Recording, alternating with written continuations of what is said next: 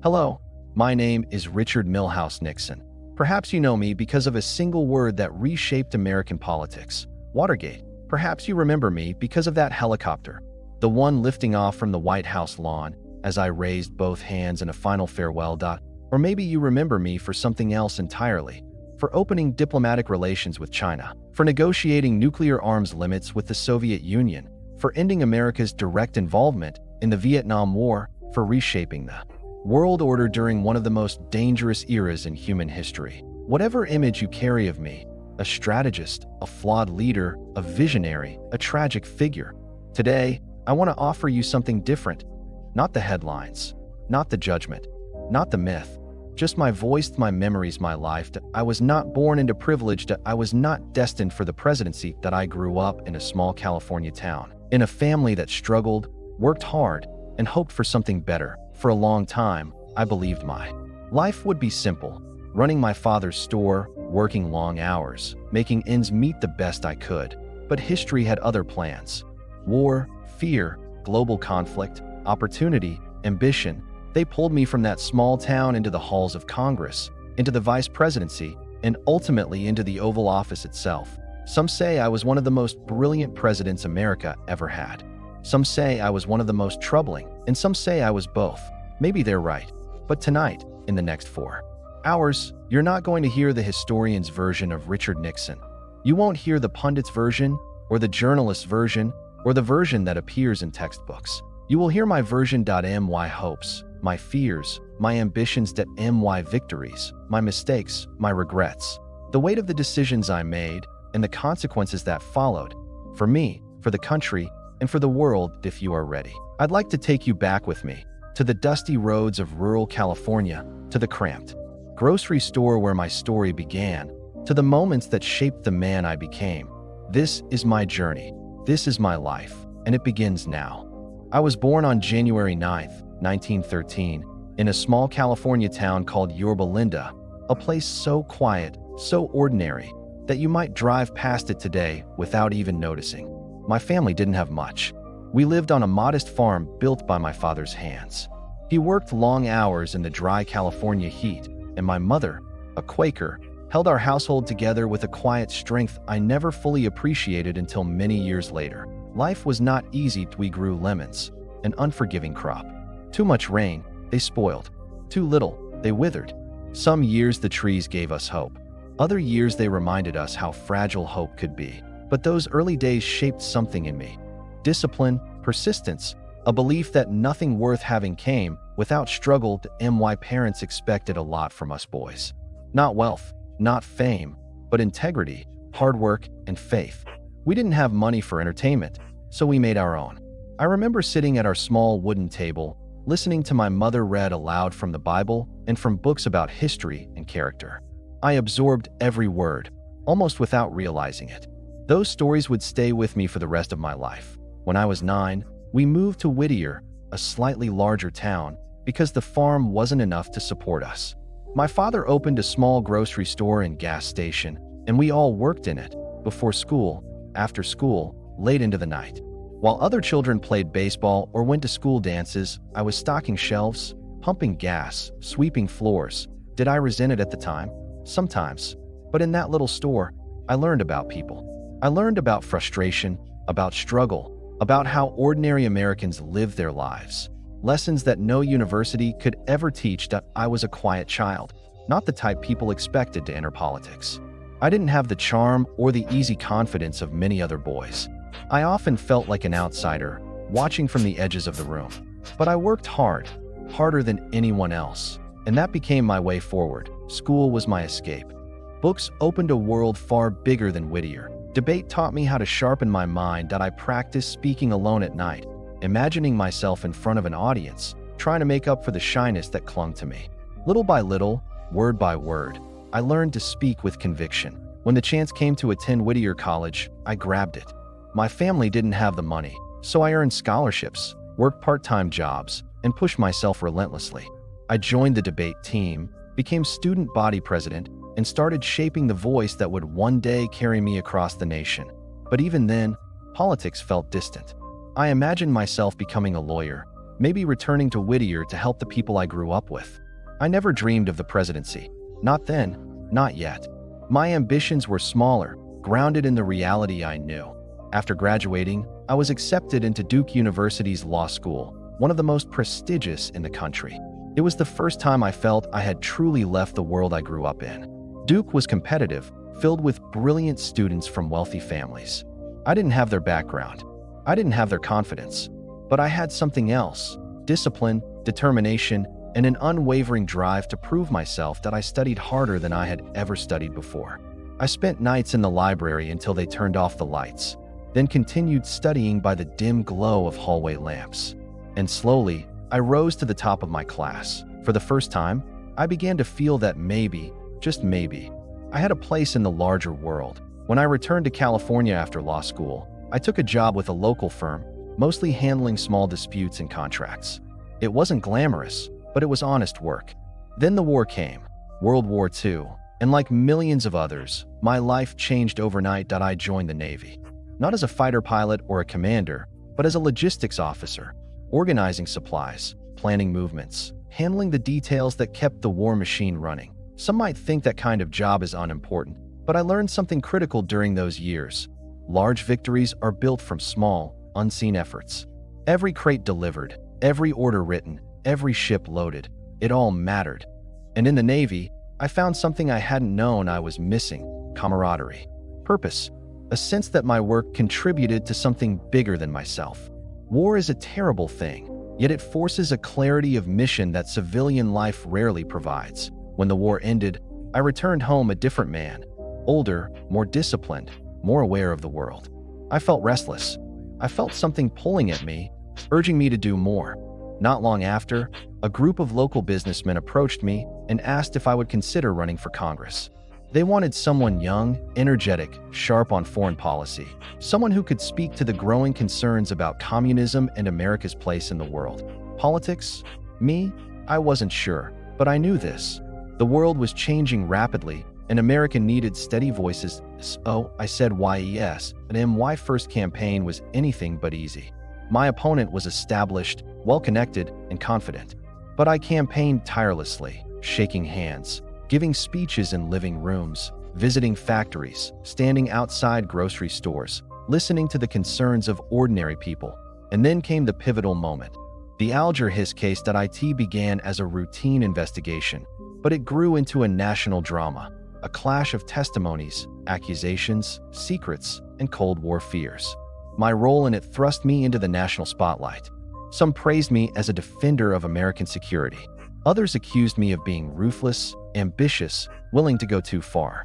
But whether people liked me or not, they knew my name. In 1950, I ran for the Senate, and WON.IT was during that campaign that I began to understand the weight of national politics. The pressure, the scrutiny, the expectations. I was no longer just a boy from Whittier. I was becoming a figure on the national stage. And then, in 1952, everything changed again. I was chosen as the running mate of Dwight D. Eisenhower. But before I could even celebrate, a scandal erupted, accusations that I had accepted improper funds. My campaign, my career, my entire political future hung by a thread. To save myself, I went on national television and delivered what would become known as the Checkers speech. I spoke plainly, directly, telling the American people the truth about my finances, my family, my life. And I mentioned one thing that would never leave: a black and white dog named Checkers that supporters had given my daughters. The speech resonated. It saved my place on the ticket, and it saved my political life. At that moment, I realized something profound. The American people respond to honesty, not perfection, not polish, but sincerity. That lesson would follow me into the White House, and eventually, into the darkest moments of my life. When I look back on those years between 1960 and 1962, I often think of them as the most humbling period of my entire life. Not because I wasn't fighting, not because I had lost my will, but because for the first time in my public career, I stood face to face with national defeat on a scale I had never imagined. The story begins with the 1960 presidential election. I went into that race believing, truly believing, that I was prepared, that I had earned my place, and that the American people were ready to trust me with the presidency. I had served 8 years as vice president under Dwight Eisenhower. I had traveled to dozens of countries, debated Khrushchev in Moscow, represented the United States in some of the most delicate diplomatic moments of the Cold War. I felt ready. But readiness is not the same as destiny. My opponent was a young senator from Massachusetts, John Fitzgerald Kennedy. He was charismatic, polished, charming, and represented something the American people hadn't seen in a long time: youth, energy, a fresh face in an old era. People often say that campaigns are battles of contrast, and this one was no exception. Kennedy was the idealistic prince that I was the experienced warrior. Two very different stories. Two visions of America's future. The debates became the turning point. They were the first televised presidential debates in history. And I made a mistake that seems trivial now, but proved costly. I underestimated television. I had injured my knee a few weeks earlier and had been hospitalized. I had lost weight. I refused makeup. I looked pale, tired, under the harsh lights of the studio. Kennedy, on the other hand, looked calm, confident, and presidential. People who listened on the radio thought I had won. People who watched on television thought Kennedy had. And in the America of 1960, television was the rising king. It was a lesson I would never forget. Perception can outweigh preparation. The election itself was razor thin, one of the closest in American history. Even today, some argue about irregularities in Illinois and Texas. But I want to be honest with you. I chose not to contest the results. I knew that a legal battle would tear the country apart. I believed the nation needed unity more than I needed victory. I remember election night vividly. The crowds, the tension, the long hours of waiting. And then, silence. The kind of silence that sinks into your bones. I stood before my supporters and accepted defeat. On the outside, I was calm. Inside, the loss cut deeply, deeper than I allowed myself to admit. I had come so close to the presidency that I could practically feel the weight of the office. And suddenly, in a single night, it slipped away. But defeat was not finished with me. In 1962, I made a decision that, in hindsight, was unwise. I ran for governor of California. Many people advised me against it. They said it was too soon after the presidential loss, that it would look like desperation, that I needed time to rebuild, to reassess, to understand what had happened in 1960. But I wanted to prove something. Maybe to my critics, maybe to my supporters, maybe to myself. I campaigned hard, as I always did, town by town, handshake by handshake, speech after speech. But something in the air felt different. I could sense it. The public mood had shifted. I was no longer the rising star, the fighter, the man ready to lead the nation. I was the candidate who had just lost a presidential election, someone people weren't sure they believed in anymore. Election night in 1962 was worse than the night in 1960 because I didn't just lose. I lost badly. There is a moment people often remember from that night. My concession speech. Frustrated, exhausted, worn thin from months of campaigning, I said words that would follow me for years. You won't have Nixon to kick around anymore. Some called it bitter. Some called it emotional. Some said it confirmed everything my critics believed about me. What I knew deep down was this. I was tired. I was hurt. I had failed again. And in that moment of raw honesty, I expressed a truth I had been holding inside. I didn't know if I had a future in public life after the campaign. I moved to New York with my family. I returned to practicing law. I tried to rebuild my life in private. I attended meetings, wrote memos, argued cases, and gave speeches when invited. Outwardly, I acted as though I had accepted my place in the world. But inside, there was a war. Part of me felt relieved to be away from the relentless scrutiny. Another part felt restless, unfinished, as if history had not yet written the final chapter of my story. I found myself watching the news late at night, analyzing speeches, following international events with the same intensity one always had. And then something began to happen. Slowly, quietly, subtly. People started inviting me to speak. Crowds grew. Editors praised my analysis of foreign policy. Republican leaders, once convinced my career was over, began asking my opinion again. Something inside me reignited. That I had failed. Yes, that I had been rejected. Yes, but I had not been defeated permanently. History teaches us many lessons, but the hardest one is this. Sometimes you must lose everything. Public confidence, political power, even your own sense of direction, before you can rise again. Those years, 1960 to 1962, humbled me. They sharpened me. They forced me to reflect on the kind of leader I wanted to become and the country I hoped to shape that I did not know it yet. But these painful years were not the end. They were the turning point, the valley I had to walk through before I could climb to the highest peak of my political life. And soon, that climb would begin. When I look back on the early years of my political career, I often marvel at how quickly life can change when opportunity meets preparation and a little luck. After the whirlwind of my 1946 campaign, when I defeated Jerry Voorhis and entered the House of Representatives, I stepped into a Washington still adjusting to the aftermath of World War II. The world had changed, and so had America. And I, a young congressman from California, was determined to make my mark. As I walked through the marble halls of the Capitol for the first time, I felt a mixture of awe and purpose. I didn't come from a wealthy family or a political dynasty. My parents owned a small grocery store and a service station. I grew up working long hours, sorting vegetables, delivering goods, and learning early what hard work really meant. I brought those lessons with me to Washington, but I also brought something else, a deep conviction that America was entering a dangerous era. The Soviet Union, once our ally, was now aggressively expanding. Europe was shattered. China was on the brink.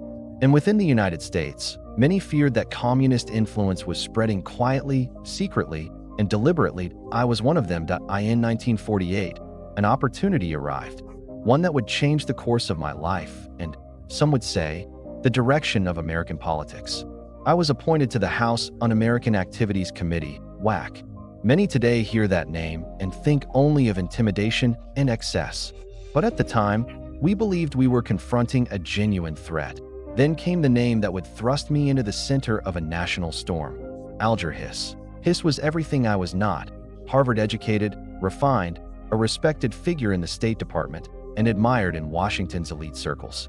When Whittaker Chambers, a former communist courier, accused Hiss of being part of a Soviet spy ring, few believed him. Many dismissed Chambers as a troubled writer with an unstable past. But I sensed something different. When I questioned Chambers, his story was detailed, painfully detailed. Too detailed, I thought, to be fabricated. Yet accusing a man of Alger Hiss's stature was no small matter. Many warned me not to pursue it. They said I was young, inexperienced, and risking my entire career. But I believed the evidence deserved the truth. And I believed the American people deserved honesty. The hearings became a national spectacle. The tension was palpable. Cameras clicked. Journalists crowded into every corner. Each word, each hesitation, each glance was scrutinized. And then came the documents, the pumpkin papers, proof stored on microfilm, hidden in a pumpkin on Chambers's farm. Evidence that showed Hiss had indeed passed confidential government documents. When the jury finally convicted him of perjury, I knew the case had forever changed both of our lives. Hiss went to prison, and I, like it or not, was suddenly a household name. Some praised me as a determined defender of national security. Others accused me of ambition, aggression, even cruelty. But I had followed the evidence. And I believe, firmly, that the truth mattered, even when it made people uncomfortable. The late 1940s were years of intense political passion. The Cold War was beginning to reshape global politics. And in the United States, many saw communist infiltration not as a rumor, but as a real and immediate danger. I spoke openly about it, and some said I spoke too loudly. They called me Tricky Dick, a nickname that would follow me for decades. That I didn't enjoy it, but I understood politics well enough to know that perception is part of the game. What mattered most to me wasn't what they called me. It was what we accomplished. That I pushed for stronger internal security measures. I supported aid to Greece and Turkey, part of President Truman's broader strategy to contain Soviet influence. I backed the Marshall Plan. I believed, passionately, that America had a responsibility to lead in this new world. That I was young, ambitious, and driven by a sense of mission. My days were spent in committee rooms, poring over testimony, reading classified reports, meeting with constituents, and speaking anywhere, absolutely anywhere, people would listen. Churches, union halls, Rotary clubs, college campuses, I went everywhere. Patricia, my wife, gave me strength. She didn't always enjoy the endless travel or the harsh tone of political battles, but she supported me with unwavering loyalty. We both understood that public life came with sacrifice. That by 1950, I was ready for another challenge. The Senate offered a bigger platform, a louder voice, and a chance to shape national policy more directly. But getting there would require surviving one of the most fiercely contested campaigns in California history. My opponent was Helen Gahagan Douglas, talented, charismatic, and admired by many. But her voting record aligned closely with the more liberal wing of Congress, especially on issues related to national security. I believe California wanted a different direction. The campaign was rough, brutally rough. Both sides struck hard. Some political observers called it one of the most aggressive campaigns America had seen. And yes, I fought aggressively. I fought to win because I believed the stakes were too high for gentleness. In November 1950, the voters chose me. At 37 years old, I became one of the youngest senators in Washington. Joining the Senate was like stepping into a new world. The chamber felt ancient, sacred, a place where giants had debated the very meaning of the Constitution. And now I had a seat among them. But something else happened as well. I was no longer just a congressman from California. I was a national figure. My name appeared in newspapers across the country. Invitations poured in, and whispers began, quiet at first, then louder. He could be vice president someday, maybe even more. I tried to ignore them, publicly at least. But privately, I knew the truth. I had entered the fast lane of American politics, and the road ahead, though uncertain, was opening before me. The early 1950s were tumultuous. The Korean War had erupted, and Americans were anxious. Inflation was rising.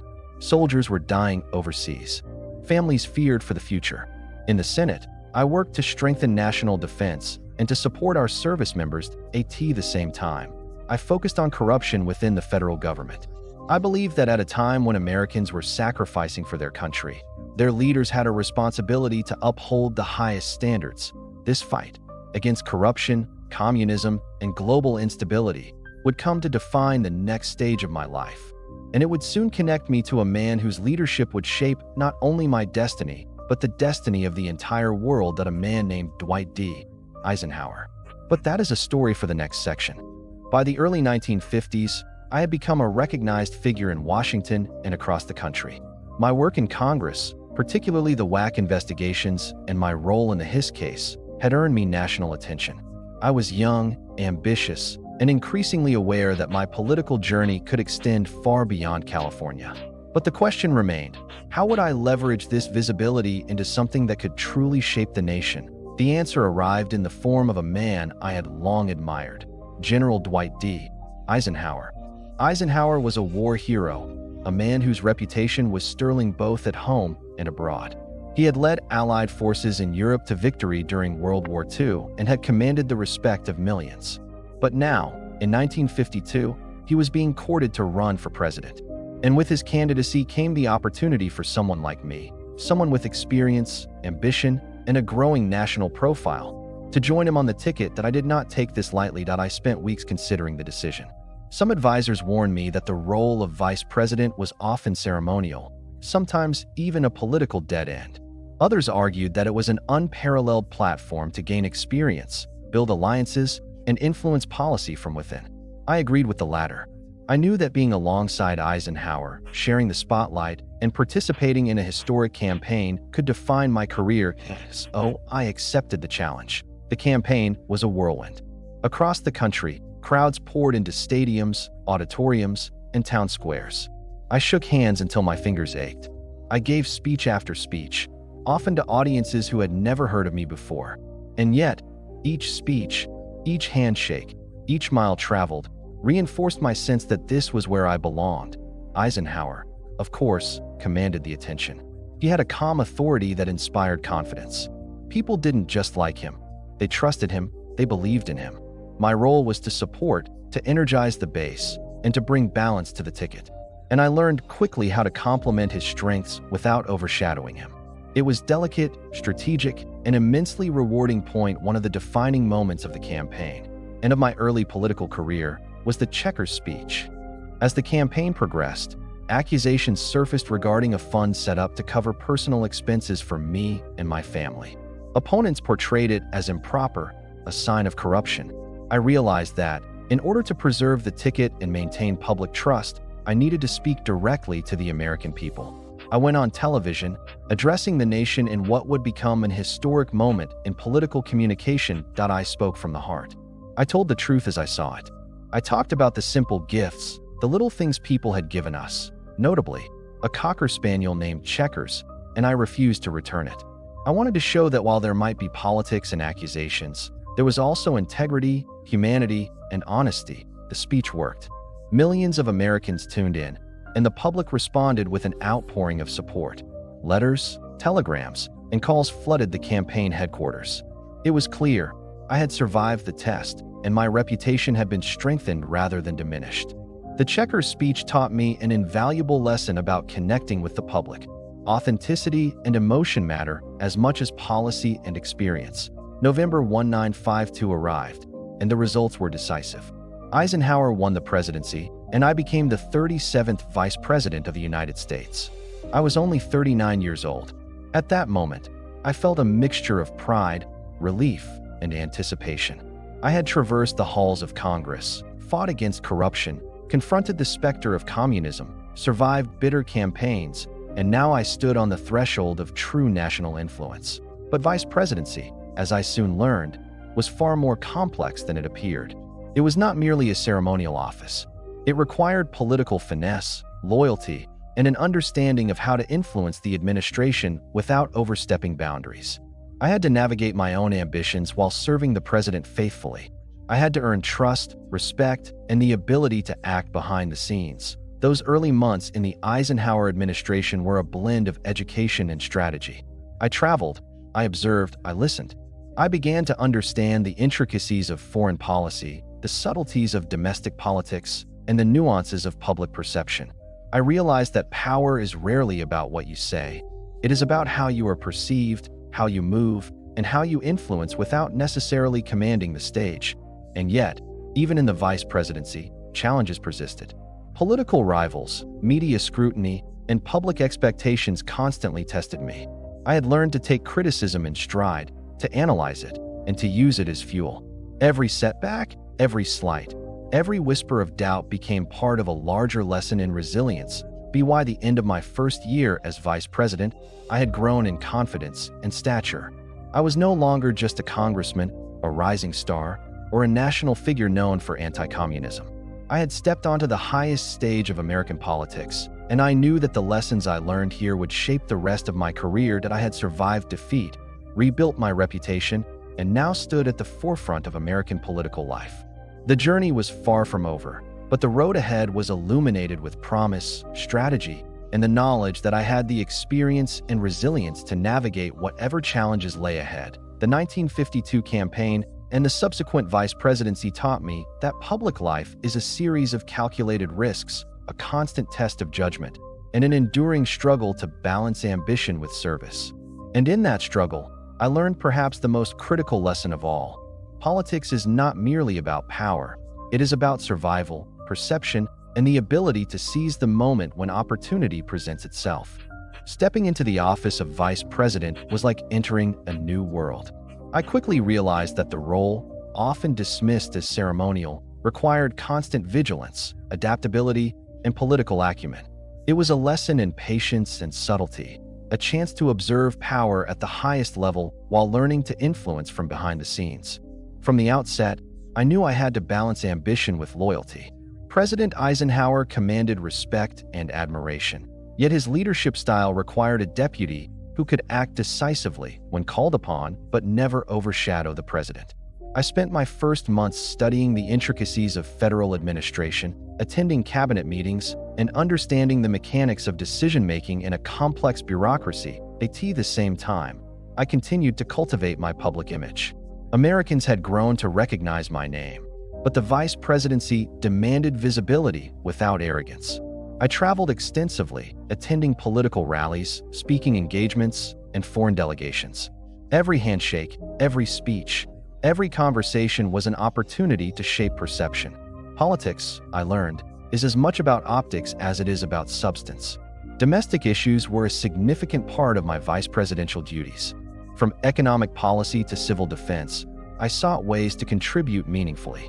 While Eisenhower focused on overarching strategy, I took the responsibility of engaging with Congress, lobbying for legislation, and representing the administration in various forums.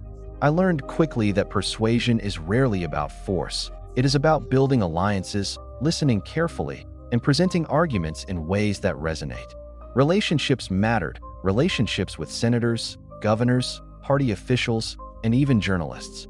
I developed a keen sense for timing, rhetoric, and compromise.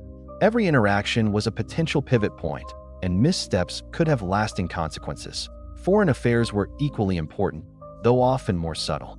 As vice president, I accompanied the president on diplomatic trips, met foreign dignitaries, and represented the United States in ceremonial but meaningful ways. These experiences taught me the importance of nuance in international relations. Words, gestures, and impressions could carry weight equal to formal policy documents. The Cold War loomed over every decision. Europe remained fragile, Asia was volatile, and the Soviet threat felt omnipresent. I observed how Eisenhower navigated these tensions, balancing firmness with diplomacy, strength with reassurance. Every briefing, every conversation reinforced the lesson that global leadership requires strategic foresight and careful messaging. Perhaps the most critical lesson of early vice presidency was that perception is power. The office offered little direct authority, yet public visibility could enhance influence enormously.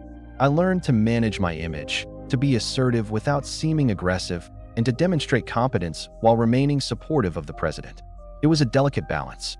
I discovered that Americans respond not just to what politicians do, but to how they present themselves. Integrity, energy, and authenticity could amplify even modest accomplishments. Conversely, a poorly timed comment or misinterpreted action could overshadow years of work. During this time, I also began preparing for future opportunities. I recognized that every meeting, trip, and speech was an investment in political capital. The vice presidency offered an unmatched platform to build relationships, understand governance, and develop a national network. I cultivated alliances with party leaders, emerging politicians, and key influencers, all while maintaining loyalty to Eisenhower and the administration's goals. In essence, I was learning the subtle art of positioning, advancing my own career without undermining the president, making meaningful contributions without overstepping, and preparing for a future where I might one day lead the nation. Looking back, those early months as vice president were both challenging and formative.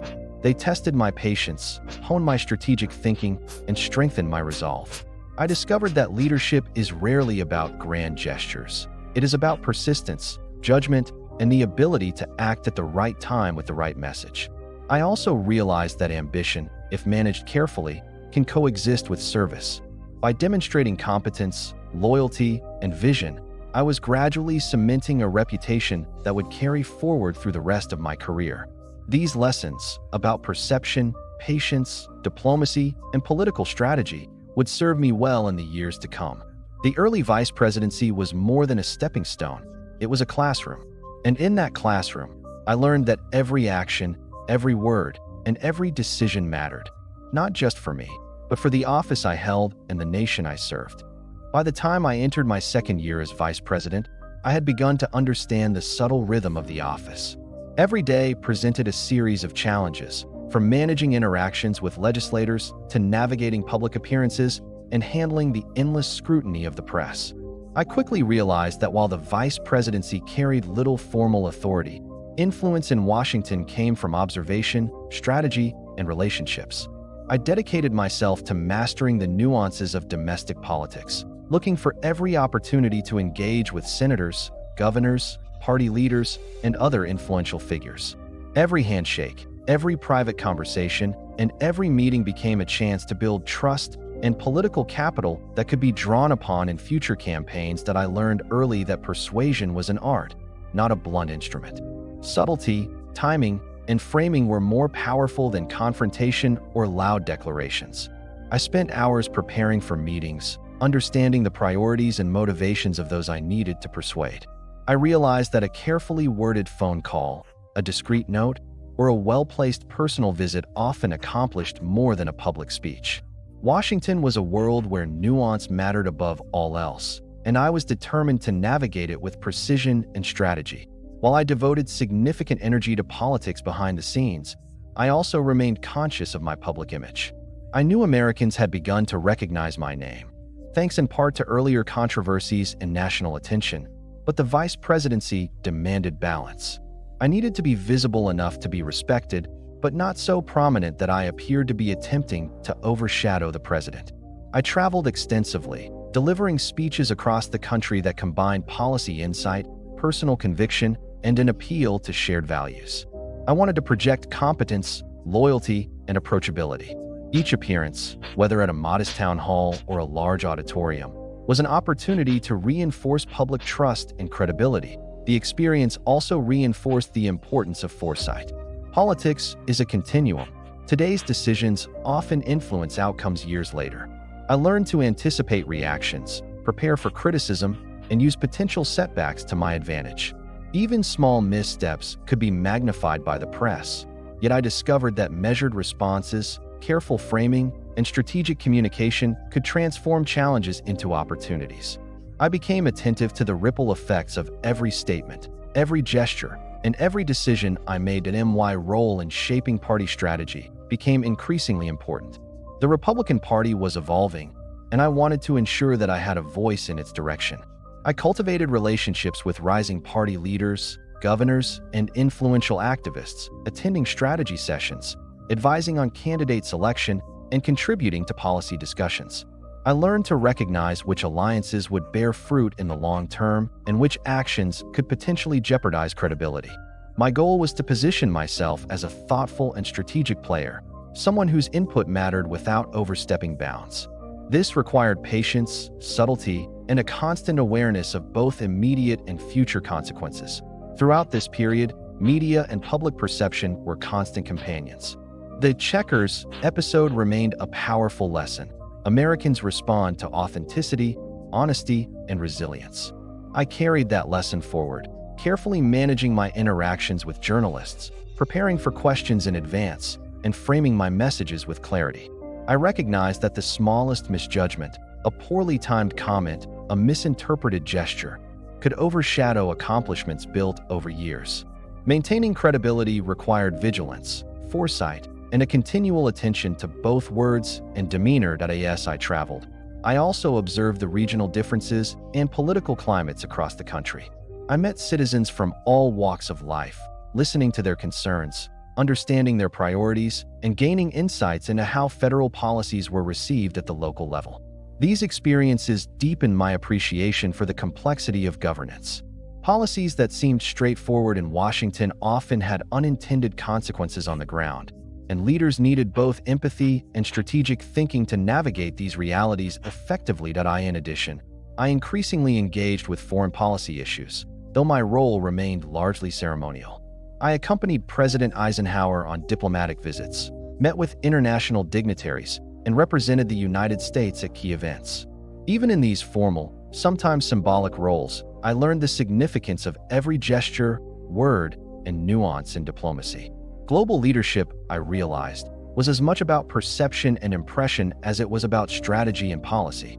Observing Eisenhower navigate the tense Cold War environment taught me lessons about balance, foresight, and the importance of projecting both strength and reassurance. By the end of this period, I felt a growing sense of preparedness and confidence. I was no longer simply the ambitious young vice president. I was a figure with experience, insight, and a growing network of influence. I understood that the vice presidency, though limited in formal power, could be leveraged to build a lasting political career if approached with strategy and vision. Every trip, every conversation, every decision became part of a larger plan, a cumulative process of establishing credibility, building relationships, and learning the subtle mechanics of power. Looking back, those years were a formative period, teaching me patience, resilience, and the importance of positioning.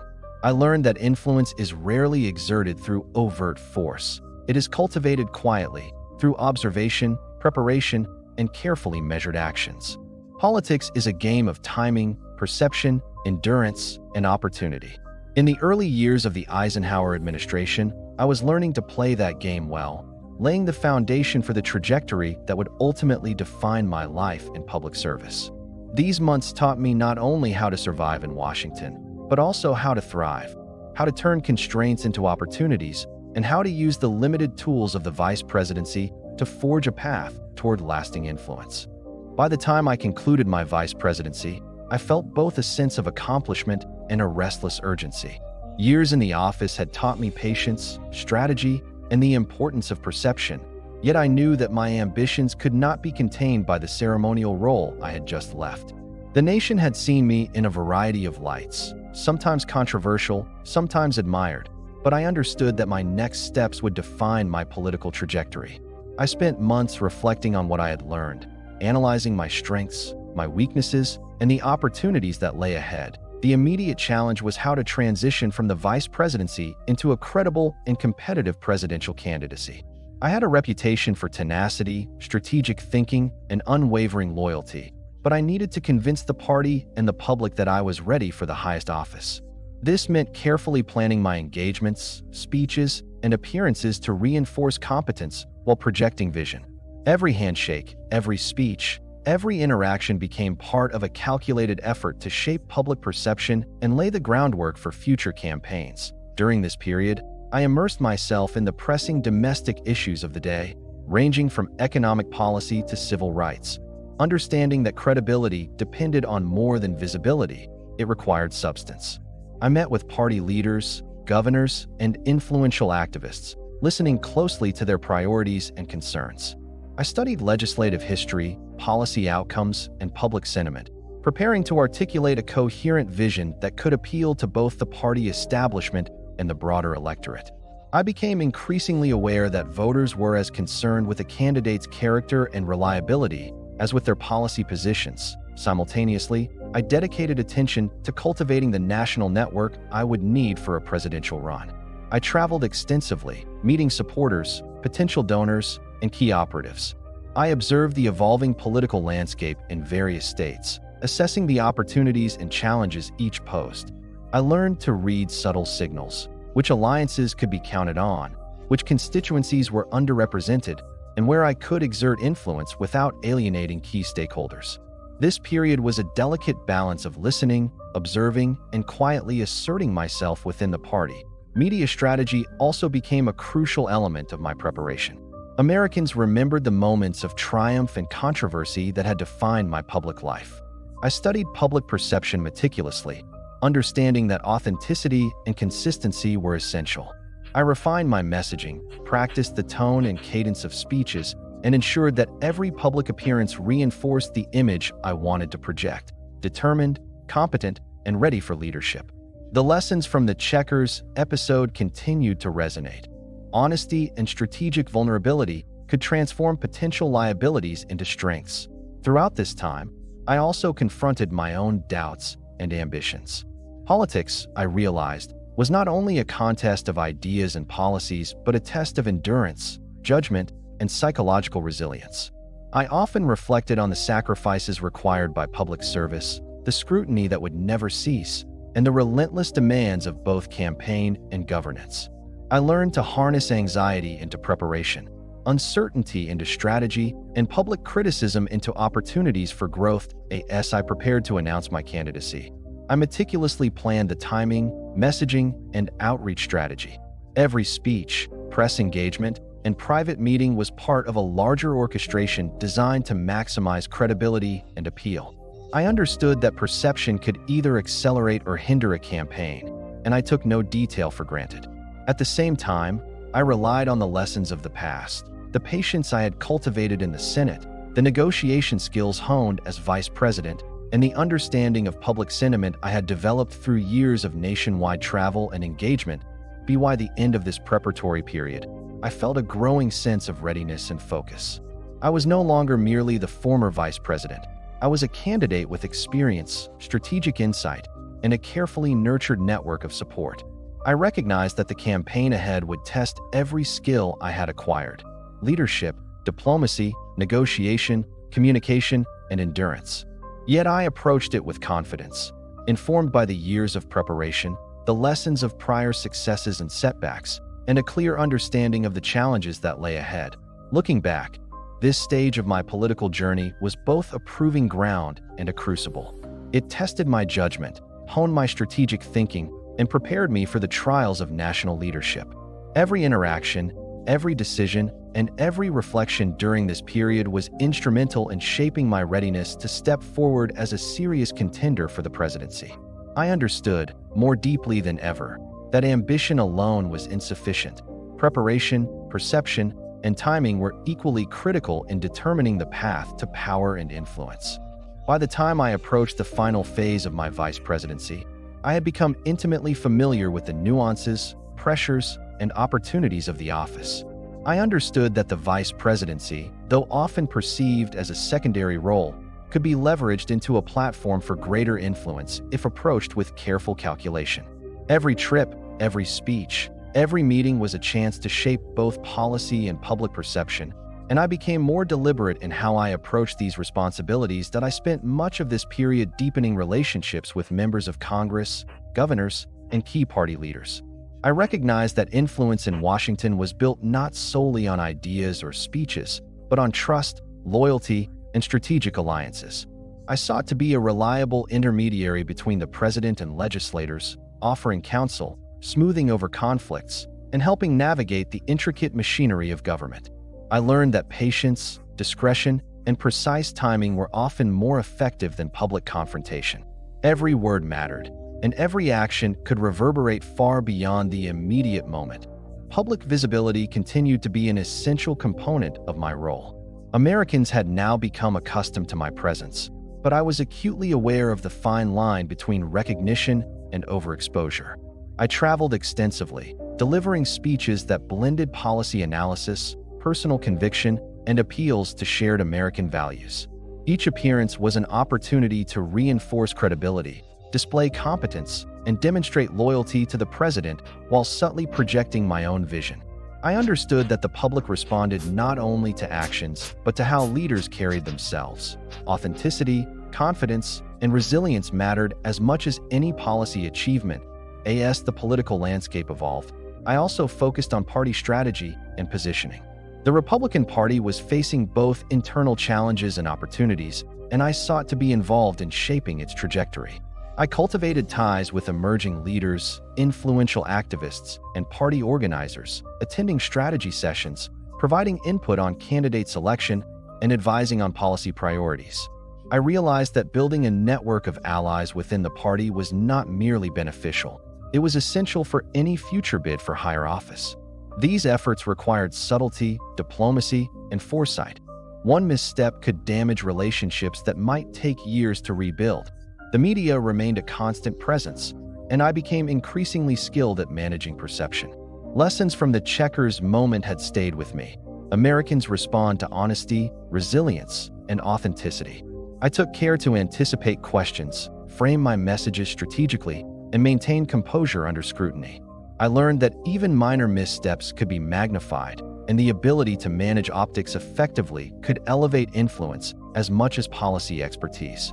Every interview, every public appearance, and every public statement became part of a broader strategy to solidify both credibility and political standing. During this time, I also gained a deeper understanding of how federal policies impacted ordinary Americans. I traveled extensively across the country, observing regional differences, listening to constituents, and evaluating the practical effects of legislation. These experiences reinforced the complexity of governance. Policies that seemed clear and straightforward in Washington often had unforeseen consequences at the local level. This awareness sharpened my judgment and informed my advice to the administration on both domestic and economic issues. Foreign policy remained a subtle but important aspect of my responsibilities. Though largely ceremonial in nature, my participation in diplomatic visits, meetings with foreign leaders, and international delegations provided invaluable exposure to the mechanics of global diplomacy. I learned the power of symbolism, the significance of gestures, and the weight of words in shaping international perception. Observing President Eisenhower handle tense global situations, balancing firmness with diplomacy, strength with reassurance, reinforced my understanding of leadership on the world stage. By the end of my vice presidency, I felt a profound sense of readiness. I was no longer simply a young, ambitious political figure. I had accumulated experience, cultivated influence, and refined the skills necessary to navigate the complex interplay of domestic politics, public perception, and party dynamics. I understood that the vice presidency, when approached strategically, could serve as a powerful platform for future advancement. Every interaction, every speech, every decision was part of a larger, deliberate plan, a foundation for the path I intended to take toward the presidency. Reflecting on this period, I recognized that it taught me the essential qualities of political endurance: patience, foresight, strategic thinking, and the ability to act with both confidence and subtlety. Leadership is rarely defined by a single moment or grand gesture. It is forged through the accumulation of experience, the cultivation of trust, and the careful navigation of opportunity. In the final months of my vice presidency, I had positioned myself to step forward with both credibility and momentum, ready to pursue the challenges and responsibilities that lay ahead. It was a time of preparation, growth, and strategic positioning, and it laid the groundwork for the next chapter of my political life. After formally deciding to run for the presidency, I knew that the campaign would test every skill I had cultivated over years in politics. The stakes were high, and the nation was watching closely. I understood that running for the highest office was not merely a matter of presenting policies. It required the careful orchestration of perception, strategy, and alliances. Every detail, from speeches to private meetings, became a piece of a much larger puzzle that I began by meticulously planning my national tour. Traveling across states, meeting citizens, party leaders, and potential donors, I observed the political landscape with an analytical eye. Each interaction, each handshake, each conversation offered insight into voter sentiment and local priorities. I made it a point to understand regional differences and how policies were perceived in real communities, not just in Washington think tanks. This allowed me to craft speeches that were relevant, persuasive, and grounded in the realities of everyday Americans. Simultaneously, I invested in cultivating party support. Relationships I had built during my vice presidency were crucial, but I knew I needed more than old alliances. I sought out emerging leaders, influential activists, and key operatives who could help strengthen my campaign. I listened carefully to their advice and perspectives, balancing their counsel with my own judgment. It was a delicate dance, asserting myself without alienating important figures, presenting my vision while respecting the existing party hierarchy. Media strategy became central to my campaign approach. I studied past coverage of my career, noting what had resonated with the public and what had sparked controversy. Every speech, appearance, and press interaction was carefully framed to reinforce a consistent image: competent, determined, and ready to lead. I was acutely aware that Americans were watching not only my words, but also my demeanor, my composure under pressure, and my ability to project authenticity. I drew upon lessons from earlier moments in my career, the checkers, speech, debates, and prior public engagements, to guide my interactions and messaging at the same time. I devoted considerable energy to policy preparation. Voters expected substance, not just charisma. I reviewed economic policies, foreign affairs, and social issues in depth, consulting experts and advisors to ensure that I could respond intelligently to questions and debates. I crafted position papers, studied historical precedents, and rehearsed articulating complex ideas in accessible language. I knew that thorough preparation would not only enhance credibility, but also signal seriousness and competence to both the public and party leaders. Traveling across the country also provided a chance for reflection.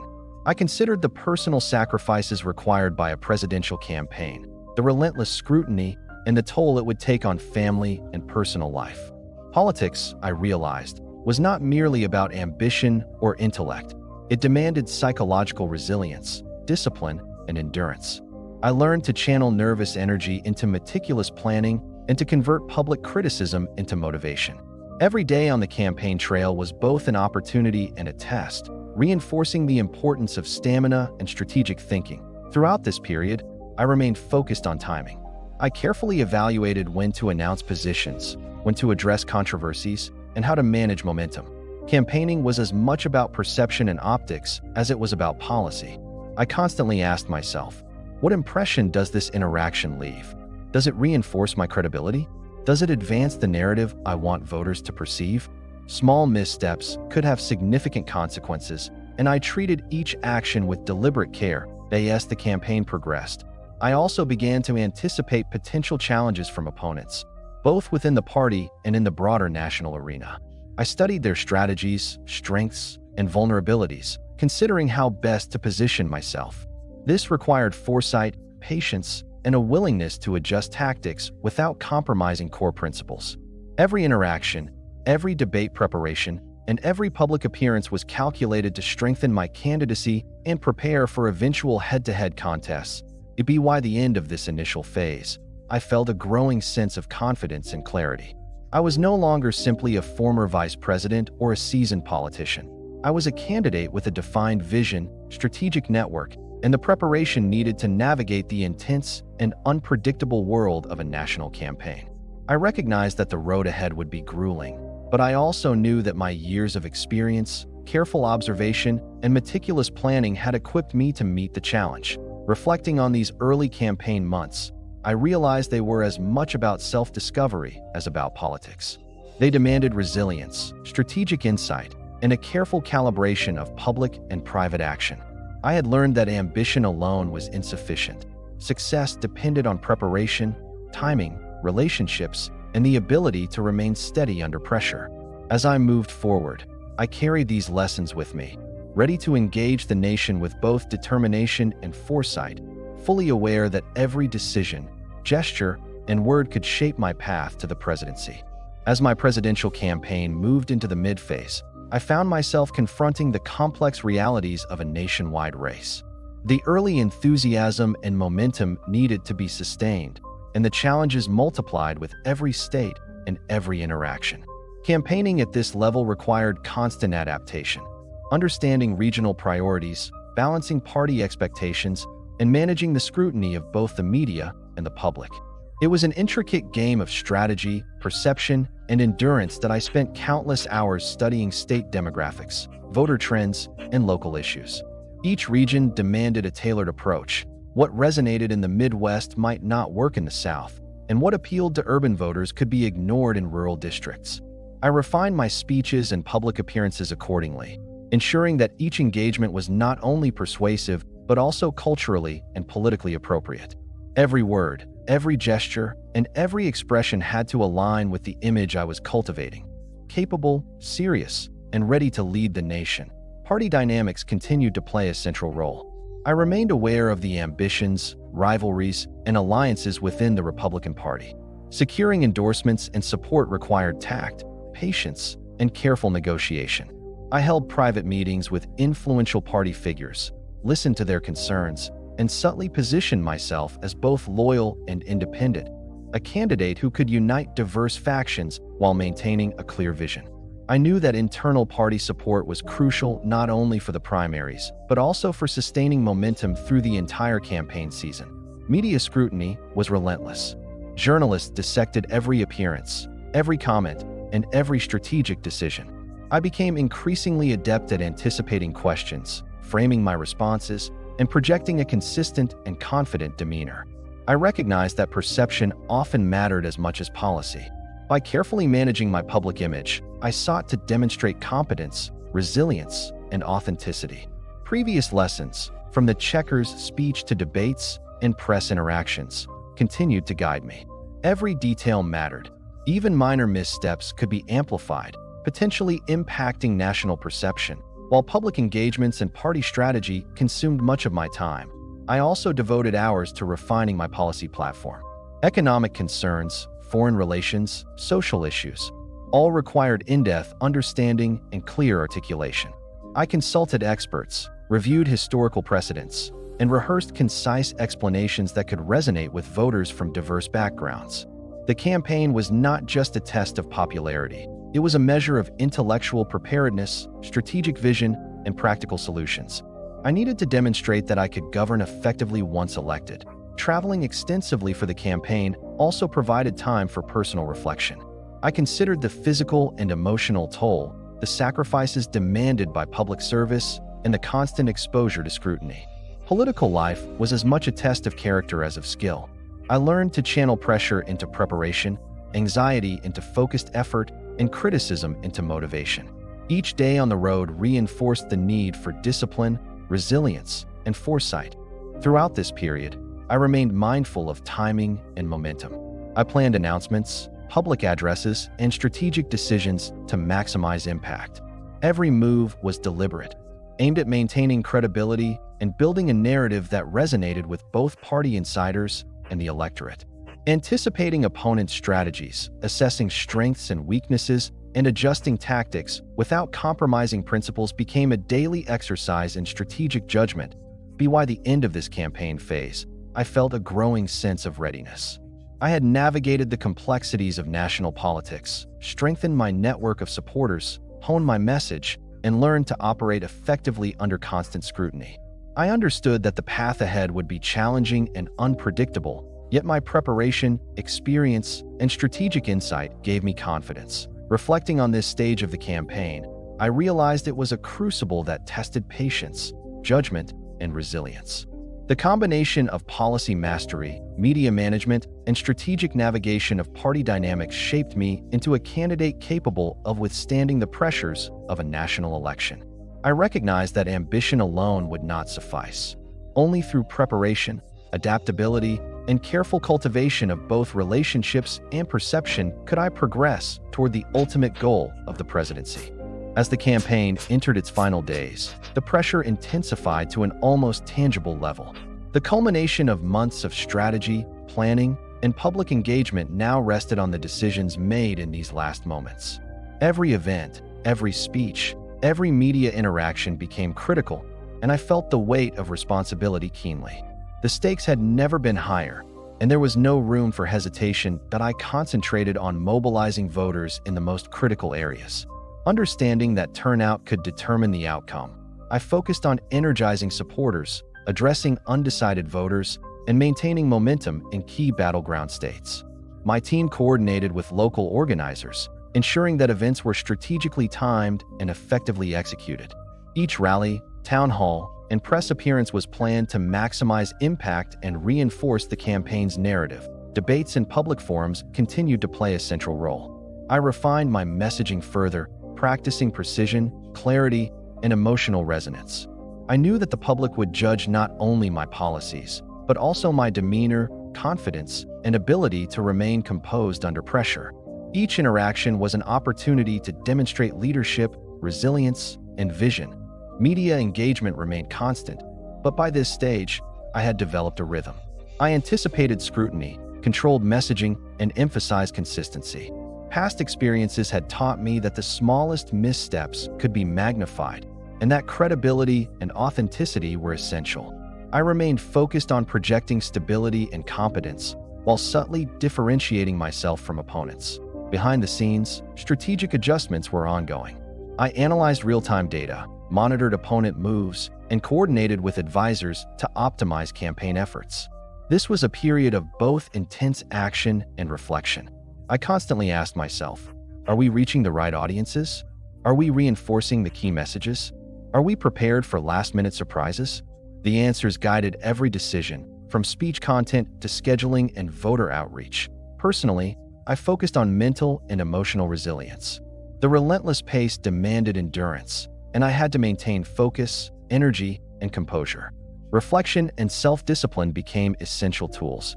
I reminded myself of the purpose behind my campaign, the vision I had for the country, and the trust one hoped to earn from the American people.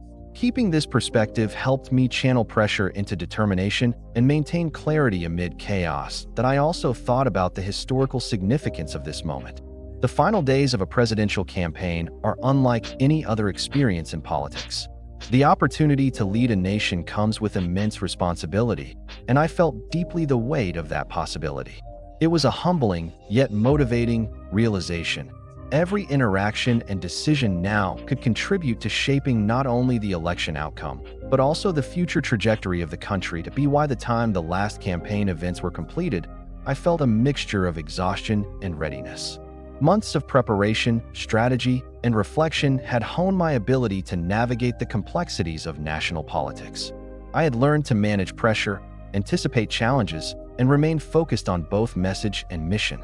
The final moments before the election were not just about winning votes. They were about demonstrating to the nation that I was capable of the office, prepared for the responsibilities it entailed, and ready to lead with vision, discipline, and integrity. Looking back on this final phase, I recognized it as the culmination of every prior effort: strategic planning, public engagement, media management, and personal resilience. It was a period of intense learning, adaptation, and reflection. I entered the election confident, disciplined, and fully aware of the stakes, carrying the lessons of every stage of the campaign, prepared to face whatever challenges lay ahead, and determined to earn the trust of the American people. As the final weeks of the campaign approached, the intensity and pace accelerated to levels I had never experienced before. Every day was filled with meetings, speeches, media appearances, and strategic planning. The outcome of the election now felt imminent, and the responsibility of every decision weighed heavily on me. There was no room for complacency. Every detail mattered, and every interaction could tip the balance in a tightly contested race that I concentrated on key battleground states, recognizing that success in these regions could determine the election. I analyzed polling data, historical voting patterns, and local issues with my team, and I tailored our strategy to maximize impact. Travel schedules were grueling, but each stop was deliberate, rallying supporters, meeting with local leaders, and connecting with voters in ways that felt genuine and meaningful. The challenge was to remain present and responsive in each setting, despite the relentless pace and exhaustion. Debate preparation remained a critical focus. These public forums were opportunities to define the narrative, distinguish myself from opponents, and communicate my vision to the nation. I rehearsed extensively with advisors, practicing responses to potential attacks, refining my phrasing, and focusing on clarity and conviction. I understood that in these moments, my composure and confidence were as important as the content of my answers. Every gesture, every expression, and every pause carried significance. Media scrutiny continued unabated. Journalists examined my every action, statement, and reaction. I became increasingly adept at controlling the message, emphasizing competence, resilience, and authenticity. Prior experiences, public speeches, debates, and press interactions helped guide my approach, but the intensity of the final campaign weeks demanded constant vigilance. Missteps could quickly become national stories, and I worked diligently to ensure consistency in message and demeanor. Behind the public appearances, my team and I engaged in detailed strategic planning. We evaluated data, tracked opponent movements, and adjusted tactics in real time. Coordination with advisors, communication staff, and regional campaign managers was critical. Trust and communication within the team were essential. The success of the campaign depended not just on my individual efforts, but on our collective execution that I also focused on maintaining personal resilience. The physical and mental demands were immense, and I had to manage fatigue, stress, and pressure while remaining effective and decisive. Reflection, discipline, and a clear sense of purpose became my anchors. I reminded myself continually of why I was running, the vision I sought to achieve, and the responsibility I carried toward the American people. Throughout this period, I remained aware of timing and momentum. Every public appearance, every statement, every policy clarification was carefully calibrated. I weighed risks and benefits, anticipating responses and potential outcomes. This careful orchestration was vital in ensuring that our message remained coherent, persuasive, and credible by the end of these final weeks. I felt a sense of readiness tempered by the gravity of the moment. I had traversed the nation, met with thousands of citizens, navigated complex party dynamics, and honed both policy and presentation. I understood that the coming days would be decisive, but I also knew that the preparation, strategy, and resilience cultivated throughout the campaign had positioned me to face the challenges ahead with confidence and determination. Looking back on this stage of the campaign, I recognized it as both a crucible and a defining period of growth. It tested my stamina, judgment, and ability to lead under pressure. It reinforced the importance of preparation, strategic thinking, and disciplined execution. Ultimately, it was a time of learning, adaptation, and unwavering focus on the goal, earning the trust and confidence of the American people and demonstrating that I was ready to assume the highest office in the land. Winning the election was a moment of profound relief, yet it brought an immediate awareness of the enormous responsibilities that lay ahead. The elation of victory was tempered by the knowledge that the transition from candidate to president required careful planning, decisive action, and constant reflection. I understood that the expectations of the American people were high, and that every choice I made in the coming months would shape not only my administration but the future of the nation. The period between election and inauguration was filled with intense preparation. I met with advisors, reviewed policy proposals, and began assembling a team capable of executing a complex agenda. Selecting cabinet members and key officials required balancing expertise, loyalty, and political considerations. Each decision was weighed carefully. The composition of the administration would signal both competence and direction to the country and the world. International issues were at the forefront of my mind. The Cold War continued to shape global politics, and maintaining stability while pursuing strategic advantage was a delicate task. I studied briefings on foreign policy, engaged in discussions with experienced diplomats, and considered the challenges and opportunities that awaited. I was determined to approach these matters with both pragmatism and principle, mindful of the long-term consequences for the United States and its allies. Domestically, the nation faced pressing challenges. Economic concerns, civil unrest, and social change demanded thoughtful and responsive leadership. I spent time reviewing economic forecasts, policy initiatives, and social programs, preparing to address the needs of a diverse and often divided population. I recognized that uniting the country would require careful communication, policy clarity, and a willingness to listen while leading with conviction. Media and public expectations continued to be a constant presence. Even after the election, scrutiny did not diminish. Every statement, action, and decision was observed and interpreted. I approached this with both caution and clarity, aware that transparency, consistency, and credibility were critical in establishing trust with the American people. That I also reflected on the personal dimension of assuming the presidency. The role demanded not only skill and intellect, but resilience, discipline, and an understanding of human nature. The transition from candidate to president required a shift in mindset, from persuading voters to executing governance, from debating policy to making binding decisions. I took time to mentally prepare for the weight of this responsibility, recognizing that leadership at this level is as much about judgment and temperament as it is about policy knowledge. Throughout this period, I remained focused on the long-term vision for the nation. My goals were to strengthen national security, stabilize the economy, improve international relations, and foster a sense of unity and trust. Every choice, from staffing to strategic priorities, was aligned with these objectives. I understood that immediate challenges would test my administration, but that principled leadership and careful planning would lay the foundation for lasting impact. By the time Inauguration Day arrived, I felt a mix of anticipation, resolve, and solemnity. I was aware of the symbolic and practical significance of assuming the presidency. This was more than a personal achievement. It was an opportunity to guide the nation through complex domestic and international circumstances, to uphold the Constitution, and to serve the American people with integrity, discipline, and vision. Looking back on the transition period, I recognized it as a critical stage in shaping both my administration and my approach to leadership. It demanded strategic thinking, careful deliberation, and unwavering focus. I entered the presidency fully aware of the weight of responsibility, prepared to face the challenges ahead, and committed to leaving a lasting, positive mark on the nation. Upon assuming the presidency, I was immediately confronted with the full weight of executive responsibility. The transition from campaign promises to actionable policy required not only thorough preparation, but also swift, informed decision-making.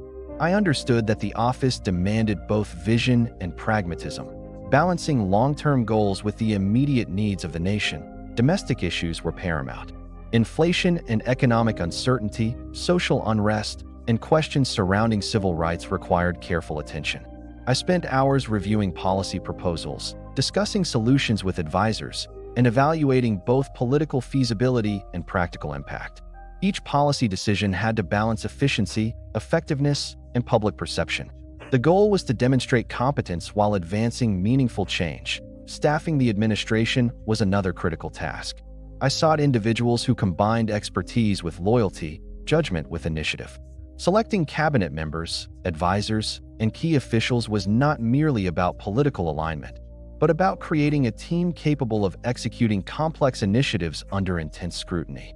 I weighed each candidate's qualifications, temperament, and capacity to work collaboratively, understanding that these appointments would shape the tone and effectiveness of my administration. But I also devoted considerable attention to establishing the operational framework of the White House. Communication channels, decision-making processes, and strategic priorities had to be clearly defined. I worked closely with senior aides to ensure that the flow of information was efficient and that critical decisions could be made with both speed and deliberation. This groundwork was essential for maintaining cohesion, accountability, and adaptability within the administration. Foreign policy considerations remained ever-present. The Cold War demanded careful navigation, and I prioritized gathering intelligence, consulting with experienced diplomats, and reviewing ongoing international commitments. Early decisions had to signal resolve while maintaining diplomatic flexibility. I sought to position the United States as both a strong and principled actor on the global stage, balancing the need for security with opportunities for negotiation and strategic advantage. Public communication was equally critical. I recognized the importance of conveying clarity, confidence, and empathy to the American people. Each public address, statement, and press interaction was crafted to reflect the administration's priorities and values. I wanted to demonstrate that the government was capable, responsive, and attentive to the needs of its citizens. Maintaining this trust was as essential as policy formulation itself. Throughout these early weeks, I also focused on personal discipline and time management. The demands of the office were relentless, and I had to balance immediate crises with strategic planning for the long term. Reflection, careful scheduling, and delegating effectively were vital to maintaining focus and sustaining decision-making capacity. I learned quickly that presidential leadership required both stamina and foresight, with attention to detail and awareness of the broader context. By the end of these initial weeks, I began to see the structure of my administration taking shape. Policies were being implemented, staff were settling into their roles, and the White House machinery was becoming more cohesive. I felt a growing sense of both responsibility and readiness, aware that the challenges ahead would test every aspect of my leadership, but confident that careful preparation, clear vision, and disciplined execution could guide the nation through uncertain times. Looking back on this early period, I realized that the transition from president-elect to active governance was both humbling and enlightening. It demanded constant attention, strategic thinking, and a careful balancing of priorities. The lessons learned in these first weeks would shape not only the administration's immediate actions, but also the way I approached leadership, decision-making, and the broader responsibilities of the presidency. The first months of my presidency required immediate attention to both domestic and international challenges. On the foreign front, the Cold War remained a defining factor in global relations, demanding careful navigation of alliances, conflicts, and negotiations. I devoted extensive time to reviewing intelligence briefings, consulting with experienced diplomats, and considering the long-term implications of each decision. Maintaining stability while pursuing strategic advantage was a delicate balance, and I approached each issue with both pragmatism and principle. One of my earliest objectives was to strengthen relationships with key allies. I reached out to foreign leaders, engaged in dialogues, and emphasized the importance of collaboration and shared interests. The world watched closely, and projecting confidence, consistency, and competence was essential. Every message, every diplomatic initiative had the potential to influence global perception and shape international outcomes. At home, pressing domestic concerns required equally decisive attention. Economic indicators demanded policies that could address inflation, unemployment, and public confidence. I convened economic advisors, reviewed policy options, and prioritized initiatives aimed at stabilizing the economy and fostering sustainable growth. Social unrest and civil rights issues also demanded thoughtful engagement, and I sought to balance enforcement, fairness, and dialogue. Leadership required both firmness and empathy. Decisions had to be effective, yet respectful of the nation's evolving social landscape. Within the administration, establishing a functional and responsive government became paramount. I worked closely with cabinet members and senior aides to define priorities, assign responsibilities, and ensure effective communication. Coordination was essential, as policies could only succeed if implementation was timely, coherent, and strategically aligned. I emphasized accountability and efficiency, understanding that the credibility of my administration rested on the ability to act decisively and responsibly. I also devoted significant time to public communication, explaining policies, addressing concerns, and reinforcing the administration's vision were crucial in gaining public trust. Each speech, press conference, and statement was crafted with careful attention to clarity, tone, and resonance. I recognize that public perception often shapes the effectiveness of governance as much as the policies themselves. Early decisions also required foresight. I evaluated potential consequences, anticipating both intended outcomes and unintended effects. Every policy or diplomatic initiative had ripple effects, and I sought to navigate these complexities with careful judgment. Learning to balance short-term action with long-term strategy became a daily exercise in leadership. Despite the intensity of these responsibilities, I remained focused on the larger vision. Strengthening national security, fostering economic stability, promoting international cooperation, and uniting the American people were the guiding principles. Each day reinforced the understanding that presidential leadership is a continual exercise in judgment, adaptation, and principled decision, making that be why the conclusion of these initial months, I felt a growing sense of both accomplishment and preparedness. Early policies were being implemented, diplomatic channels were engaged, and the administration's framework had begun to function effectively. The lessons learned during this period about strategy, communication, and leadership under pressure would serve as the foundation for navigating the challenges ahead, ensuring that the office could guide the nation with integrity, vision, and purpose. As my administration settled into its rhythm, I became increasingly aware of the intertwined nature of domestic and foreign challenges. The decisions made within the White House had repercussions across the country and around the globe. Every policy, every diplomatic initiative required careful consideration, not only for its immediate impact, but for its long-term consequences. Domestically, economic stabilization remained a top priority. Inflation, unemployment, and public confidence demanded vigilant attention. I continued to meet with economic advisors, reviewing proposals and evaluating potential outcomes. Policies aimed at fostering growth and curbing inflation were implemented cautiously, with constant monitoring to ensure effectiveness.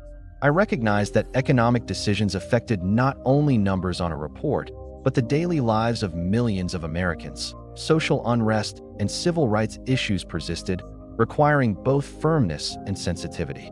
I engaged with leaders across communities, listening carefully to concerns while maintaining the rule of law. The goal was to demonstrate leadership that was decisive yet fair, addressing tensions without exacerbating divisions. These challenges underscored the importance of empathy in governance and the need to balance immediate action with strategic foresight. That on the international stage, Cold War tensions continued to demand careful navigation. I focused on strengthening alliances while pursuing opportunities for diplomacy. Meetings with foreign leaders, consultation with advisors, and thorough review of intelligence informed each step. I sought to position the United States as both resolute and reasonable, capable of defending its interests while engaging constructively with the world. Within the administration, operational efficiency and clarity of purpose became increasingly critical. I emphasized coordination among departments, clear lines of communication, and the alignment of policy priorities. I understood that effective governance required not just the formulation of policy, but the capacity to execute it efficiently and adapt to emerging challenges. Public communication remained a constant consideration. Explaining the rationale behind policies, responding to public concerns, and reinforcing the administration's objectives were essential in building trust and credibility. I approached each interaction with care, aware that the public's perception could amplify or undermine the effectiveness of governance. Throughout this period, I also reflected on the lessons learned from the early months of my administration. The importance of preparation, disciplined execution, and strategic thinking was ever apparent. Challenges, both expected and unforeseen, tested the administration's resilience and my own capacity to lead. Each success and setback informed the next decision, shaping a continuous process of learning and adaptation. By the end of these initial months in office, I could see the tangible results of early policy efforts. Economic initiatives were beginning to show signs of effect, international relationships were stabilized, and the administration's framework was functioning with increasing coherence. The experience reinforced my understanding that leadership is a continuous interplay of planning, action, communication, and reflection. The foundation laid during this period would guide the administration's approach to both immediate and long-term challenges, ensuring that the presidency could serve the nation effectively and responsibly. As the months of my presidency progressed, I found myself navigating increasingly complex domestic and international landscapes. The challenges were multifaceted, encompassing economic pressures, social change, and geopolitical tensions. Each decision carried weight, and the interconnection between domestic policy and foreign affairs became ever more apparent. Domestically, economic issues remained pressing. Inflationary pressures required careful intervention, while public confidence depended on both tangible results and the perception of competent leadership. I worked closely with economic advisors, reviewing proposals and implementing measures aimed at stabilizing key sectors. I understood that even small miscalculations could have wide-reaching consequences for the nation's financial and social fabric. Social dynamics were equally significant. Civil rights, urban unrest, and societal expectations demanded a leadership approach that combined firmness, fairness, and foresight. I engaged with community leaders, listened to concerns, and sought solutions that addressed immediate issues while promoting long-term cohesion. These challenges underscored the complexity of governance in a rapidly changing society that on the international stage, Cold War tensions continued to shape policy. I prioritized maintaining strong alliances, monitoring potential conflicts, and pursuing strategic diplomacy. Each engagement with foreign leaders was carefully considered, balancing the display of strength with opportunities for negotiation. I sought to ensure that the United States remained secure, respected, and influential in shaping global outcomes. During this period, major policy initiatives began to take form. Legislative priorities required coordination with Congress, effective advocacy, and careful negotiation. Domestic programs, regulatory measures, and international agreements were all advanced through meticulous planning and strategic execution. I recognized that the success of these initiatives depended on both political skill and the ability to inspire confidence among key stakeholders. Operational efficiency within the administration was continually refined. I emphasized clear communication channels, defined responsibilities, and accountability mechanisms to ensure that policies were implemented effectively. The smooth functioning of government was not only a matter of internal organization, but also a signal to the American people and international partners of the administration's competence. Public engagement remained central. Speeches, statements, and interviews were crafted to convey transparency, vision, and reassurance. I understood that effective communication could amplify the impact of policy decisions, helping to unify public support and clarify objectives. Managing perception was not superficial. It was integral to the practical execution of governance. Reflecting on this period, I recognized that the presidency required constant balancing between immediate action and long-term planning, between domestic priorities and foreign obligations, between firmness and empathy. Every day presented new challenges, yet also opportunities to demonstrate leadership, make informed decisions, and guide the nation through uncertainty. By the end of this phase, early policy efforts were beginning to show tangible outcomes. Economic measures were stabilizing key sectors, social initiatives were addressing pressing concerns, and international diplomacy was reinforcing the nation's strategic position. The lessons learned in these months reinforced the importance of preparation, adaptability, and disciplined execution, providing a foundation for the ongoing work of governance and the broader responsibilities of the presidency. As my presidency approached its later stages, reflection and assessment became increasingly important. The challenges faced over the course of my administration had tested both my leadership and the resilience of the nation. I focused on consolidating accomplishments, addressing lingering issues, and preparing for the transition to future leadership. Domestically, the economy had shown signs of stabilization, but vigilance remained essential. I continued to monitor inflation, employment, and public confidence, ensuring that early policy measures remained effective. Social issues, including civil rights and urban development, required continued engagement and thoughtful oversight. I aimed to ensure that initiatives enacted during my administration were sustainable and would benefit the nation beyond my tenure. But in foreign affairs, the Cold War persisted and new diplomatic challenges arose. I sought to maintain strong alliances, manage emerging conflicts, and strengthen America's position on the global stage. Strategic diplomacy remained critical, as each decision had potential implications for both international stability and domestic perception. I engaged with foreign leaders, reviewed intelligence assessments, and coordinated with advisors to ensure informed, prudent actions. Key policy initiatives demanded careful completion and evaluation. Legislative priorities were followed through, administrative processes refined, and results analyzed to understand effectiveness and impact.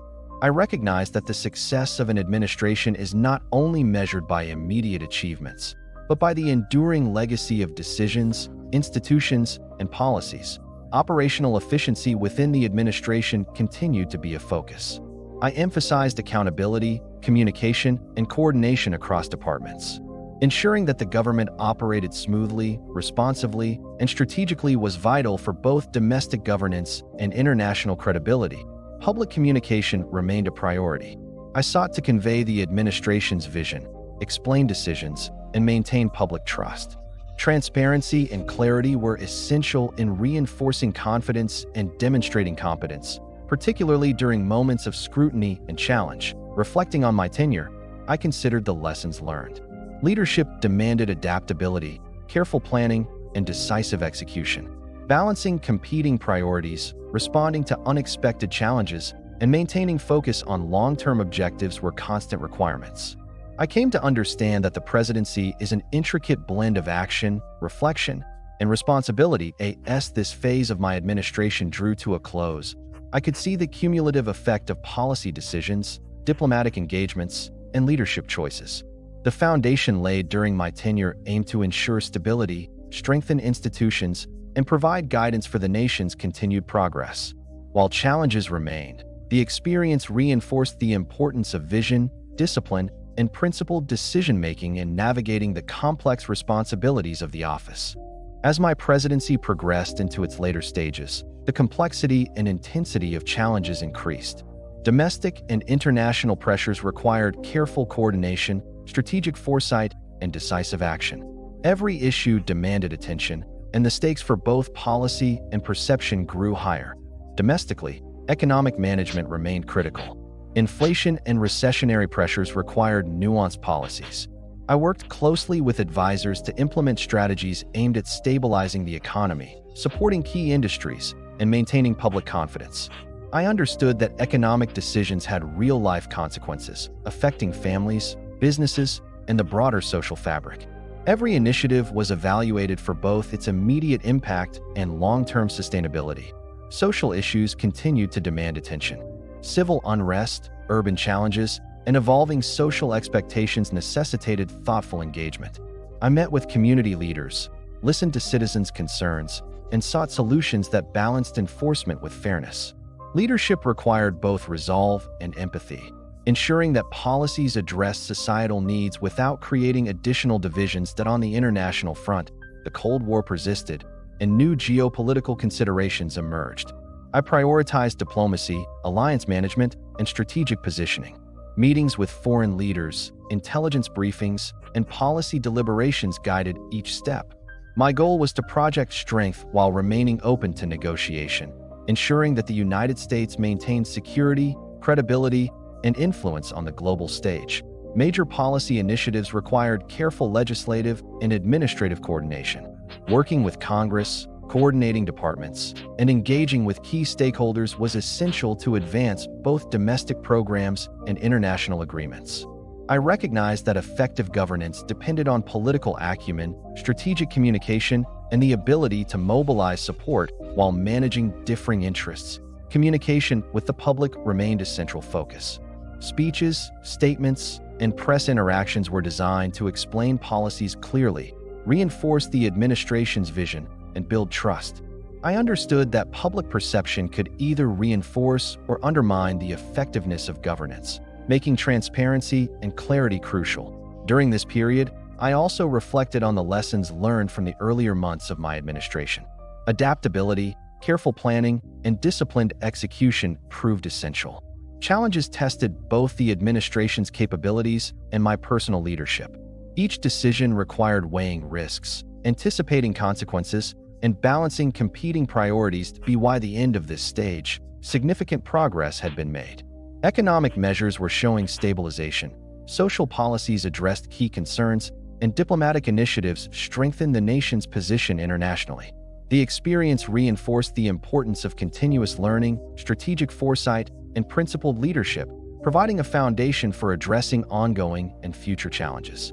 As my presidency entered its later stages, I faced a series of increasingly complex and high-stakes challenges. The domestic and international landscapes were constantly shifting, and each decision I made had far-reaching consequences. The nation's expectations, political pressures, and historical significance of my office weighed heavily on me. Domestically, the country continued to grapple with economic pressures, including inflation and concerns about employment. I worked closely with economic advisors to assess policies, implement stabilization measures, and monitor their effects. Maintaining public confidence remained a top priority, as citizens looked to the presidency for guidance and assurance in uncertain times. Social and political dynamics added layers of complexity. Civil rights issues, urban unrest, and the broader national discourse required careful attention. I engaged with leaders from various communities, considered their concerns, and sought solutions that balanced law, order, and fairness.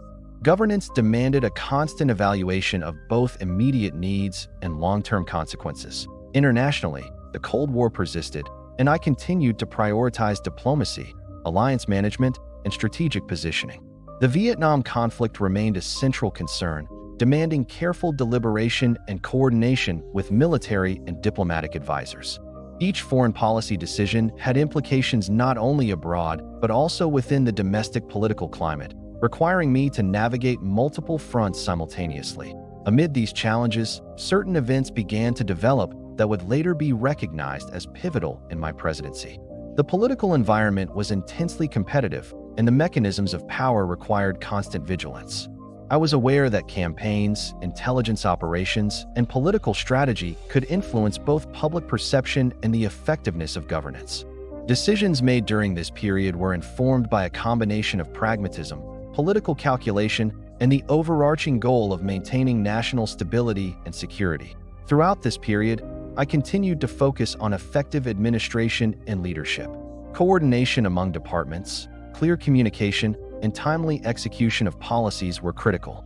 I understood that the presidency demanded not only strategic vision, but also meticulous attention to operational details.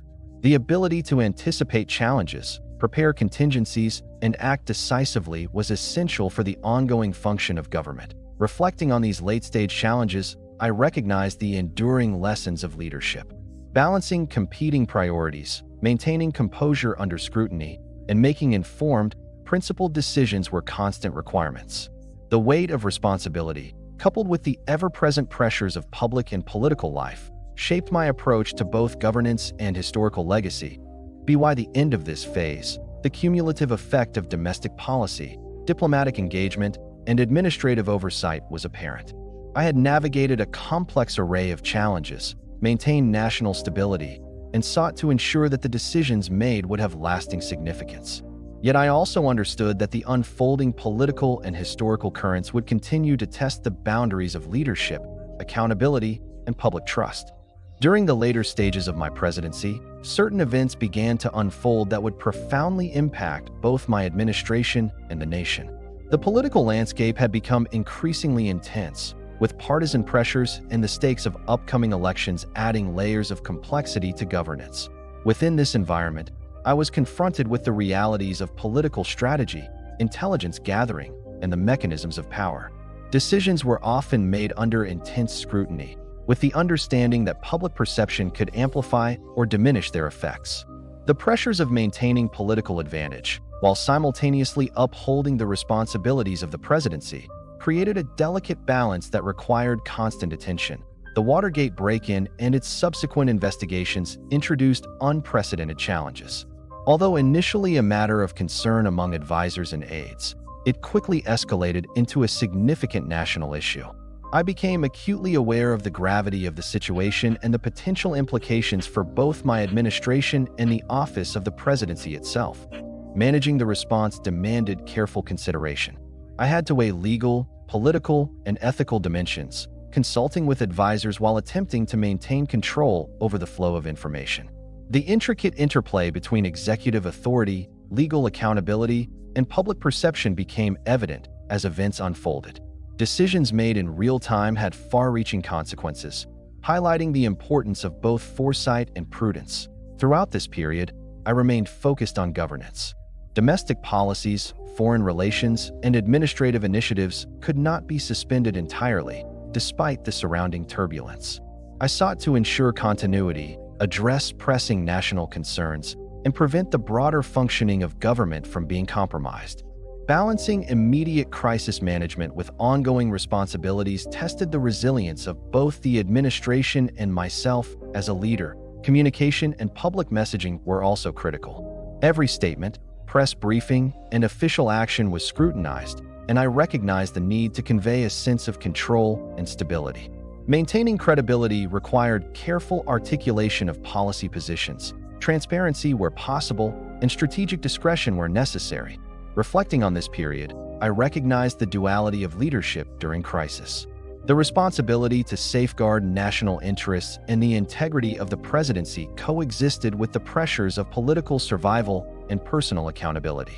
Each decision, each communication, carried weight not only for the immediate situation, but also for historical evaluation. By the end of this stage, the events of Watergate had begun to shape the political environment profoundly. The nation was watching, the media was vigilant, and every action was subject to interpretation. The experience underscored the complexity of governance under scrutiny and the delicate interplay between executive power, political strategy, and the enduring principles of accountability and the rule of law. As the Watergate scandal continued to unfold, the intensity of political scrutiny increased dramatically. The nation, the media, and Congress were all closely observing every action of my administration. I became increasingly aware that each decision, each interaction, and each statement would be dissected, interpreted, and judged both in the moment and by history. Managing the crisis required a careful balance between legal, political, and administrative considerations. I consulted extensively with advisors, weighing the implications of various courses of action. Maintaining the continuity of government operations was crucial, even as the scandal generated uncertainty and tension across Washington and throughout the country. The political environment was increasingly polarized. Opposition forces, both inside and outside of Congress, were vigilant, and the press scrutinized every aspect of the administration. I understood that political calculations could no longer be separate from the responsibilities of governance. Decisions were influenced not only by practical considerations, but also by the broader context of public perception, electoral consequences, and the long-term integrity of the office. Throughout this period, I sought to navigate the delicate line between preserving executive authority and respecting the principles of accountability. I instructed advisors on legal matters, monitored internal communications, and attempted to ensure that the administration continued to function effectively despite the surrounding turmoil. Every move required foresight, judgment, and careful calibration. As events progressed, the lessons of leadership became increasingly evident. Crisis management demanded not only decisiveness, but also prudence, reflection, and ethical awareness. I recognized the profound responsibility inherent in the presidency to balance personal, political, and institutional interests while safeguarding the nation's trust. Maintaining focus on the broader responsibilities of the office was essential. Domestic policy, foreign relations, and administrative initiatives could not be neglected, despite the ongoing controversy. I worked to ensure that government programs continued to address pressing issues, and that diplomacy and national security remained steadfast priorities. Reflecting on this time, I realized that leadership under intense scrutiny is both a test of character and a measure of resilience. Each choice carried consequences beyond the immediate political sphere, shaping not only the effectiveness of governance, but also the historical record of the presidency itself. By the end of this stage, the Watergate scandal had firmly established itself as a defining challenge of my administration. The experience reinforced the necessity of strategic thinking, ethical discernment, and disciplined leadership. It highlighted the intricate balance between political imperatives, public trust, and the enduring principles of democratic governance. As Watergate reached its critical point, the intensity of scrutiny and political pressure escalated to levels I had never previously experienced. Every aspect of the administration's actions was dissected, analyzed, and interpreted by the media, Congress, and the public. I became acutely aware that the decisions I made at this juncture would carry profound consequences not only for the immediate situation, but for the historical record of my presidency. The political environment was extremely polarized. Opposition forces were relentless, and the press maintained an uncompromising focus on every detail. Legal inquiries intensified, and the demands for transparency and accountability grew louder by the day. I faced the daunting task of balancing legal obligations, political strategy, and the operational continuity of the government. Psychologically, the pressure was immense. The sustained scrutiny, public criticism, and internal debates created an atmosphere of constant tension. Maintaining composure, clear judgment, and decisiveness under these circumstances became both a personal and professional imperative. I relied heavily on my closest advisors, assessing every option carefully while considering the legal, ethical, and historical implications.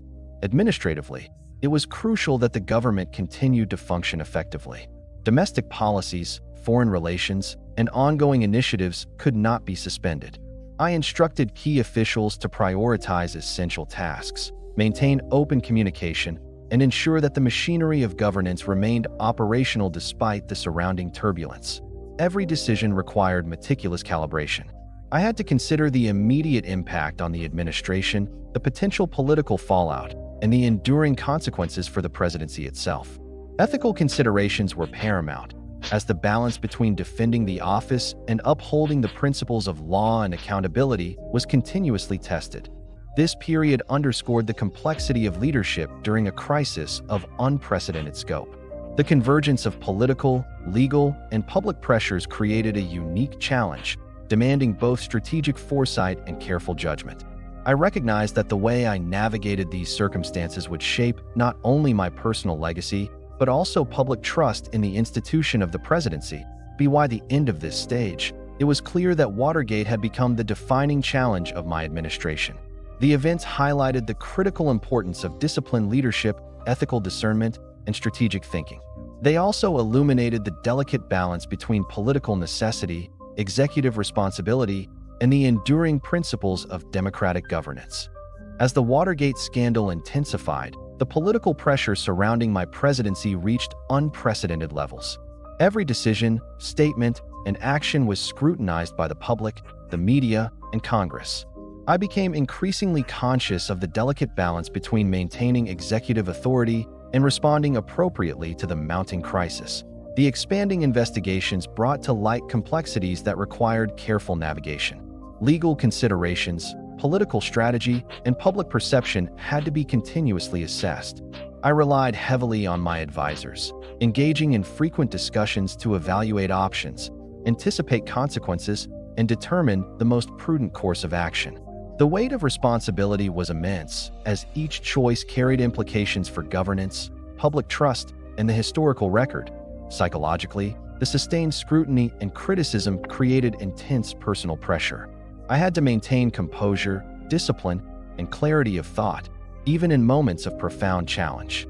Decision-making demanded a balance of rational analysis and instinctive judgment, ensuring that actions were defensible and aligned with both legal obligations and long-term presidential responsibilities.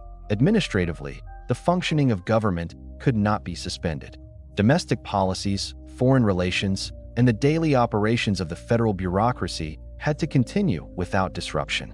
I instructed my team to prioritize essential functions, maintain communication channels, and ensure that the wheels of governance kept turning despite the surrounding turmoil.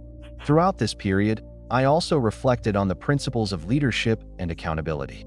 Upholding the integrity of the office required constant vigilance, ethical awareness, and careful deliberation. I recognized that any misstep could have lasting consequences, not only for the administration, but also for the public's trust in the institution of the presidency itself. Strategically, I attempted to manage both the immediate pressures and the broader political context. This involved navigating congressional inquiries, responding to media scrutiny, and balancing partisan dynamics with the overarching responsibility to the nation. Each decision was carefully weighed against its potential impact on policy continuity, institutional credibility, and historical interpretation. As events continued to unfold, it became clear that Watergate was not only a legal and political challenge, but also a defining test of leadership. The experience underscored the importance of discipline, foresight, and measured response, while also highlighting the human dimension of governing under extraordinary pressure. By the end of this stage, the ramifications of Watergate had permeated every aspect of governance. The scandal shaped political discourse, influenced decision-making processes, and created a lasting imprint on the perception of executive authority. It was a period of profound learning, reflection, and the recognition of the delicate balance required to navigate the complex responsibilities of the presidency.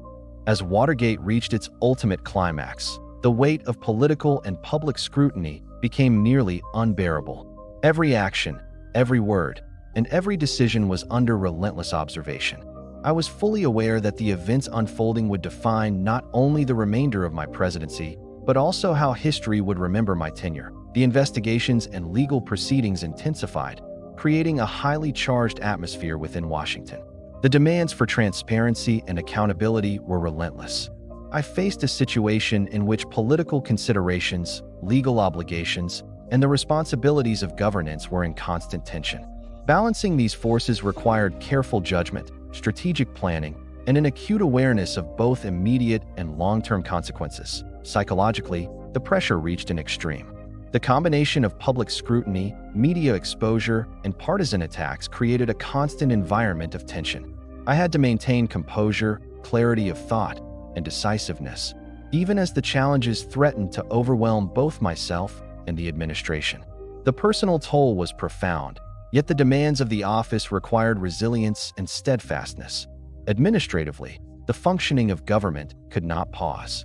Domestic policies, international diplomacy, and the daily operations of the federal bureaucracy continued to require attention and oversight. I worked to ensure that essential governmental functions remained intact, that communication channels were maintained, and that the machinery of governance continued to operate effectively despite the surrounding chaos. Throughout this period, I reflected deeply on the nature of leadership and the burdens it entails. The presidency is an office that requires balancing personal judgment with the broader interests of the nation. Every decision carries consequences, both immediate and historical, and the responsibility to uphold the dignity of the office is paramount. Strategically, I attempted to navigate the rapidly changing landscape, considering legal counsel, political realities, and public perception. Each move was measured against its potential effect on governance, institutional credibility, and the enduring reputation of the presidency. The challenges underscored the intricate interplay between power, responsibility, and accountability. By the end of this stage, it was clear that Watergate would leave an indelible mark on my administration and the presidency itself. The events highlighted the pressures inherent in leadership, the necessity of careful deliberation, and the profound consequences of political and legal crises. It was a time of reflection, intense learning, and an acute awareness of the fragile balance between political survival and historical legacy. As I approached the final chapter of my presidency, the weight of recent events and the Watergate scandal remained ever present. The political pressures that had been building for months had reached their zenith, and the decisions I faced were unlike any I had encountered before.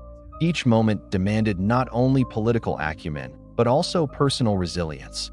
As the reality of history observing every action became unavoidable, the unfolding investigations and relentless scrutiny created an atmosphere of constant tension. I recognized that the presidency was no longer defined solely by policy achievements or international accomplishments, but increasingly by how one navigated crises and maintained the integrity of the office. It was a period in which the balance between public accountability and executive discretion became extraordinarily delicate. As the legal and political consequences of Watergate became clearer, it was evident that my options were narrowing. I had to weigh the implications of every possible action, legal maneuvering, public statements, and administrative decisions, against both immediate outcomes and the enduring legacy of the presidency. My advisors and I debated strategies, but the reality of an impending constitutional and political reckoning was undeniable. Ultimately, the decision to resign was not one made lightly. It was the culmination of weeks of careful consideration, reflection on my responsibilities, and recognition of the broader needs of the nation. The burden of the presidency is immense, and in that moment, I understood that the office itself and the stability of the United States required a resolution that transcended personal ambition. The act of resigning was both humbling and instructive. It reinforced the gravity of executive power, the importance of public trust, and the enduring principle that the presidency exists not for the individual, but for the nation. As I walked away from the White House, I carried with me the awareness of the historical weight of every decision and the lessons of leadership under extreme pressure. In the months and years following my resignation, I reflected on the broader implications of Watergate and my own actions. The experience offered profound insights into the interplay between political strategy, ethical responsibility, and the demands of governance. I came to understand that leadership is measured not only by successes and accomplishments, but also by how one navigates failure, accountability, and the long-term consequences of one's choices. That I also became keenly aware of the public's perception and the historical lens through which all presidential actions are eventually viewed. The presidency is a role of both enormous privilege and profound scrutiny, and the lessons of my tenure underscored the necessity of transparency, integrity, and careful judgment. The trust of the people is not an abstract concept. It is the foundation upon which all effective governance rests. Ultimately, the later years of my political life taught me that the weight of history is relentless. Decisions made in the moment echo far beyond the immediate consequences, shaping not only personal legacy, but also the functioning of democratic institutions. Watergate, my resignation, and the aftermath illuminated the fragility and resilience of American democracy and the enduring responsibility of those who hold its highest office. Looking back, I recognize that while the presidency brought immense power and influence, it also demanded unwavering accountability. My experiences reaffirmed that leadership is as much about ethical choices and reflection as it is about policy and strategy. The lessons I learned, though forged in crisis, became guiding principles that would continue to shape my understanding of public service, history, and the enduring responsibilities of those who serve the nation.